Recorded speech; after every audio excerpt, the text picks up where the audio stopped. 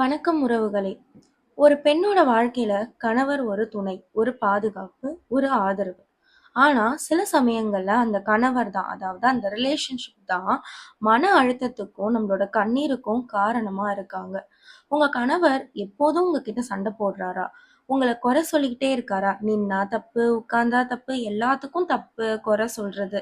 உங்க ஃபீலிங்ஸ மதிக்கவே இல்லையா? அப்படின்னா இந்த வீடியோ உங்களுக்கு தான். வீடியோவ ஃபுல்லா பாருங்க. இன்னைக்கு நாம பேச போறது டாக்ஸிக் கணவர எப்படி ஹேண்டில் பண்ணலாம்? அத செய்யும்போது நம்மளோட செல்ஃப் ரெஸ்பெக்ட்ட காப்பாத்திக்கிட்டு எப்படி நம்ம ஸ்ட்ராங்கா இருக்கலாம்? டாக்ஸிக் ஹஸ்பண்ட்னா யாரு?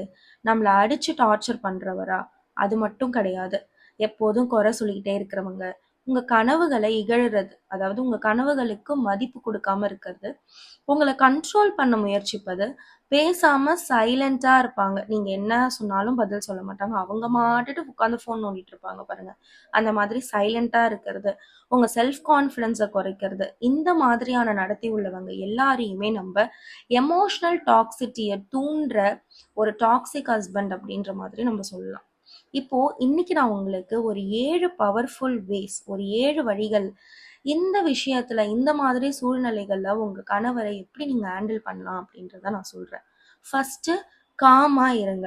டீப்பா ஒரு பிரீத் எடுத்துட்டு, அவர் கோவப்படுற நேரத்துல நீங்களும் கோவப்படாதீங்க. ஃபயர் கூட ஃபயர் சேர்ந்தா என்ன ஆகும்? வீடு எரிஞ்சிரும். அப்ப என்ன பண்ணணும்? காமா ரெஸ்பாண்ட் பண்ணா அந்த சுச்சுவேஷனை உங்களால வந்து கண்ட்ரோல் பண்ண முடியும்.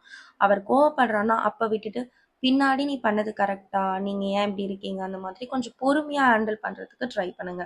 அடுத்து பவுண்டரிஸை செட் பண்ணுங்க. விமன் ஷுட் ஸ்டாண்ட் கான்ஃபிடென்ட்லி அப்படின்றது தான் நான் சொல்ல வரேன். இந்த மாதிரி பேசுறது எனக்கு பிடிக்கல, நீ சொல்ற விஷயம் எனக்கு பிடிக்கல, நீ பேசுற அந்த வார்த்தைகள், என்ன நீ கொச்சப்படுத்துற மாதிரி பேசுற அந்த வார்த்தைகள் எனக்கு பிடிக்கல அப்படின்றத கிளியரா உங்ககிட்ட சொல்லுங்க.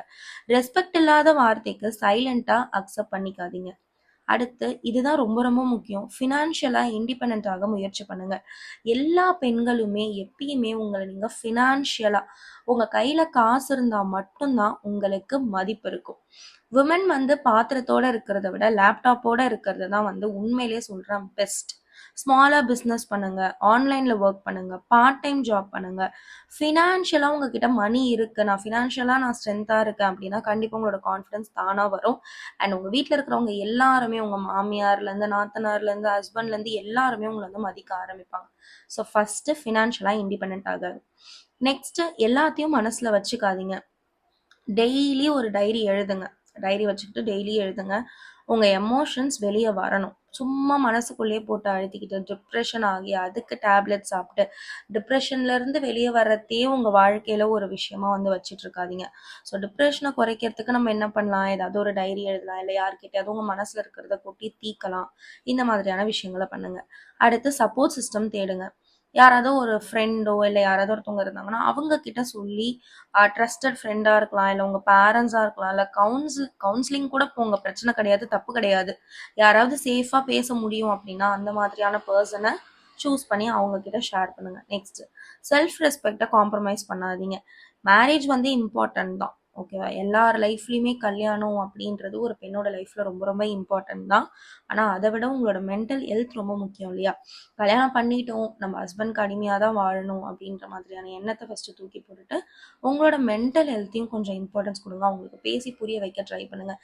அவர் வந்து புரிஞ்சுக்கவே இல்லை அப்படின்னா நான் சொன்ன இந்த 7 பாயிண்ட்ஸை ஃபாலோ பண்ணி பாருங்க. உங்க லைஃப்பை உங்களால் ஹாப்பியாக வச்சுக்க முடியும். அடுத்து 7th, last but not least, abuse இருந்தா சைலண்டா இருக்காதீங்க. பிசிக்கல் அபியூஸ், சிவியரான மென்டல் டார்ச்சர் இந்த மாதிரிலாம் இருந்துச்சு அப்படின்னா லீகலா ஹெல்ப் தேடுறது வந்து ஒன்றும் தப்பு இல்லை இல்லையா? இல்லைன்னா உங்களோட வீட்டில் சொல்லுங்க. எந்த மாதிரியான அபியூஸ்க்கு எந்த மாதிரியான ஹெல்ப் தேடலாம் அப்படின்றது உங்க வீட்டில் இருக்கிறவங்க கூட, உங்க பேரண்ட்ஸ் உங்களுக்கு சப்போர்ட்டா இருந்தால் அவங்க கூட சேர்ந்து டிஸ்கஸ் பண்ணுங்க. எல்லாத்தையும் மனசுல வச்சுட்டு கல்யாணம் பண்ணியாச்சு வாழ்ந்துதான் ஆகணும்னு சொல்லிட்டு டிப்ரெஷன்ல போயிட்டு உங்களுடைய மைண்ட் அண்ட் மென்டல் ஹெல்த்தை வந்து குறைச்சிக்காதீங்க. அண்ட் உங்களோட எல்லா இடத்துலையுமே நீங்க வந்து சாக்ரிஃபைஸ் பண்ணணும். உங்களை எமோஷனலா நீங்க கில் பண்ணிட்டு மற்றவங்களை நீங்க வந்து சந்தோஷமா வாழ வைக்கணும் அப்படின்ற அவசியம் யாருக்குமே இங்க கிடையாது, ஓகேவா? ஸோ நீங்க யாரோட ப்ராப்பர்ட்டியுமே இல்லை, நீங்க ஒரு தனி மனுஷி. Every woman is independent and independently she is very strong. ஓகேவா? ஸோ உங்கள் கனவுகளும் உங்களோட மதிப்பும் என்றைக்குமே உங்களுக்கு இருக்கிறது ரொம்ப ரொம்ப நல்லது. ஒரு ரிலேஷன்ஷிப் உங்களை உடைக்க ஆரம்பிச்சா அதை சரி பண்ண முயற்சி பண்ணுங்க. ஆனால் உங்களை அதை வந்து அழிக்கிறதுக்கு அலோவ் பண்ணாதீங்க. ஓகேவா? ஸோ இந்த வீடியோ உங்களுக்கு ஹெல்ப்ஃபுல்லாக இருந்துச்சு அப்படின்னா லைக் பண்ணுங்கள், ஷேர் பண்ணுங்கள். ஒரு பெண்ணுக்கு இது ஸ்ட்ரென்த் ஆகலாம் இல்லையா? ஸோ அதுக்காக நீங்கள் உங்கள் ஃப்ரெண்ட்ஸ் எல்லாருக்கும் ஷேர் பண்ணிவிடுங்க. இந்த மாதிரி ரிலேஷன்ஷிப்பை பற்றின நிறைய விஷயங்கள் தெரிஞ்சுக்கிறது, விமனோட எம்பவர்மெண்ட், விமன் எப்படி ஒரு ஸ்ட்ராங்காக உங்களோட லைஃப்பை நீங்கள் வந்து கொண்டு போகணும், இந்த மாதிரியான டாபிக்ஸ், சில மோட்டிவேஷனல், சில ஃபினான்ஷியல் டாபிக்ஸ், இந்த மாதிரியான மோட்டிவேஷனல் வீடியோஸ் பார்க்கறதுக்கு சேனலை சப்ஸ்கிரைப் பண்ணி வச்சுக்கோங்க. நம்ம சேனலில் வாழ்க்கை, மன அழுத்தம், ரிலேஷன்ஷிப் இந்த மாதிரி பற்றின ரியலான வீடியோஸ், என்னுடைய மனசில் எனக்கு என்ன தோணுதோ அதை தான் நான் உங்கள் கூட ஷேர் பண்ணிட்டு இருக்கேன். ஸோ இந்த வீடியோ உங்களுக்கு பிடிச்சிருந்தா லைக் பண்ணிக்கோங்க. நெக்ஸ்ட் வீடியோவில் நான் உங்கள் எல்லாரையும் பார்க்குறேன். பாய்.